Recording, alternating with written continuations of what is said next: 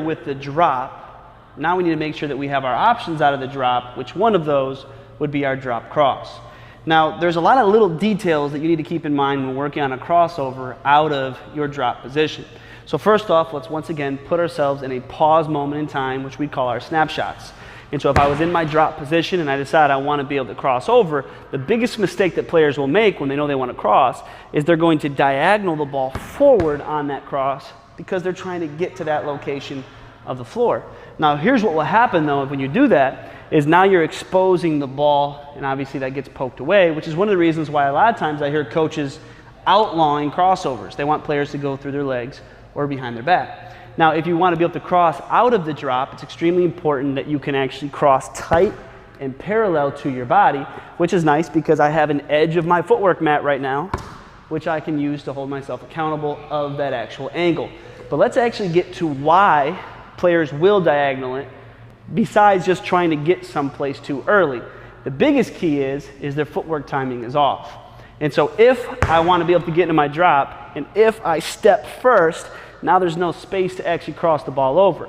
And so a lot of times the issue is that a player will step and then force themselves without them even knowing to diagonal that crossover.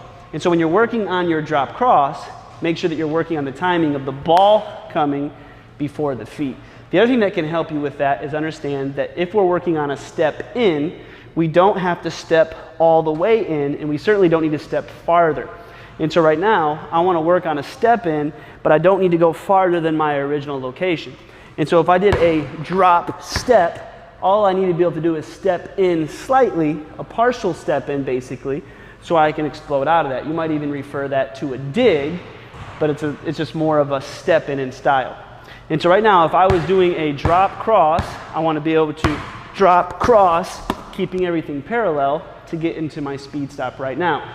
Once again, you can do anything you want out of your drop crossover. You can shoot, you can drive, you can do anything you want. I'm focused right now on just this repetition for my 20 minutes, 10 minutes on each side. So when you start, make sure you start off in the squares so I'm equally distributed on the mat. Both feet got to be able to split apart. I'm always getting into my drop first, and then I'm working on the technique of how I cross, making sure the cross is early, making sure that my step in is not going too far. And so that was my cross to the right. If I was going to my left, I got to be able to cross first, step in towards the gold, and then be able to explode out into another speed stop. The same rules apply. Make sure that I can feel all those options, and make sure that I'm not stepping too far where it would cause that diagonal crossover to happen.